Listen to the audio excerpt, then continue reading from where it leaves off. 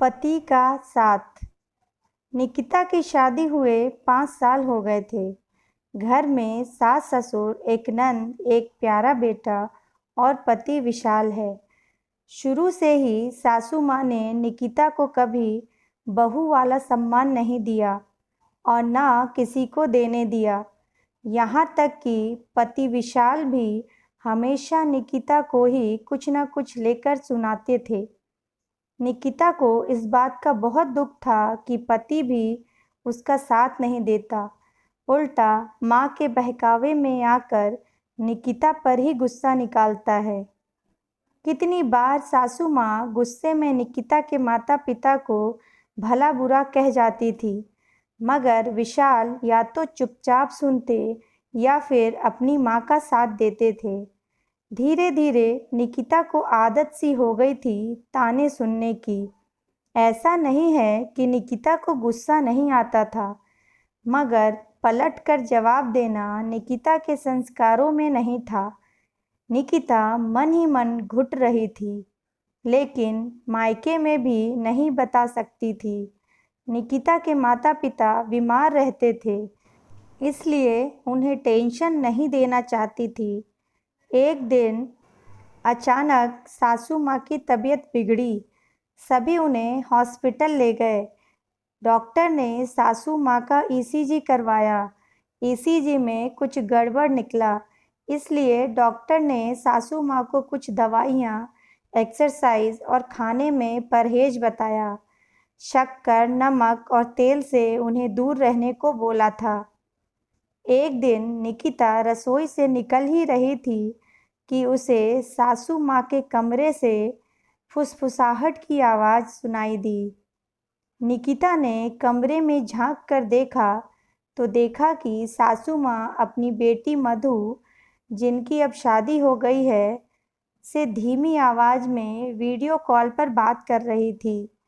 सासू माँ बोली, मधु बेटा, हमारा क्या है, आज हैं, कल का किसको पता, मगर तेरी भाभी को इतनी समझ तो होनी चाहिए कि अपनी सास को अच्छा अच्छा खाना खिलाए। मेरी इच्छा से भी तो खाना बनना चाहिए ना। जब देखो रोटी सब्जी दाल चावल दलिया और उपमा ही बनाती रहती है। सासू माँ ने फिर कहा, एक कमी हो तो बताऊं। तेरी भाभी सुबह 6 बजे उठती है। घर की बहू को सुबह सूरज निकलने से पहले उठ जाना चाहिए, मगर उसे कौन समझाए। कपड़े धोने के लिए वॉशिंग मशीन इस्तेमाल करती है। काम वाली रखी है झाड़ू पोछा बर्तन के लिए। हम तो हमेशा हमारे कपड़े खुद अपने हाथों से धोते थे। काम वालियों का काम तो किसी को पसंद ही नहीं आता था। नहीं चाहते हुए भी निकिता की आंखें नम हो आईं और अपने कमरे में जाकर खूब रोई। निकिता का बेटा स्कूल से आते ही मम्मा आई लव यू कहते हुए निकिता के गले लग गया। निकिता बेटे के साथ खेलने लगी, फिर रात के खाने की तैयारी करने लगी। रात में 9 बजे सासू माँ ने आवाज़ लगाई, निकिता, खाना बन गया हो तो खाना लगा लो। सासू माँ खींचते हुए बोली, फिर से वही दाल रोटी और सब्जी। विशाल को देखते ही सासू माँ बोलने लगी, मुझसे बीमारों वाला खाना रोज रोज खाया नहीं जाता। निकिता केवल रोटी दाल और सब्जी ही बनाती है, कभी खाना बदल कर नहीं बनाती। खाने में कोई टेस्ट ही नहीं रहता है। विशाल ने बोला, मम्मी, आपको ऑयली और चटपटा खाना खाने के लिए डॉक्टर ने मना किया है, इसलिए निकिता रोज परहेज वाला खाना ही बनाती है और ये निकिता आपके भले के लिए ही कर रही है। विशाल ने फिर कहा, हम भी यही खाना खा रहे हैं, बल्कि आपको तो यह सोचना चाहिए कि आपकी वजह से घर में तला खाना बन ही नहीं रहा और कोई नहीं खा रहा है। आपका ईसीजी और इको रिपोर्ट ठीक नहीं है, इसलिए डॉक्टर ने दवाई, एक्सरसाइज और खाने में परहेज बताया है। अगर आप डॉक्टर की बातों को सीरियसली नहीं लेंगी तो आगे जाके आपके हार्ट की सर्जरी भी हो सकती है, इसलिए समय रहते इस पर ध्यान दीजिए। रिपोर्ट में गड़बड़ी की वजह से घर में तेल घी का इस्तेमाल काफ़ी कम हो गया है और हम भी नहीं खाते हैं।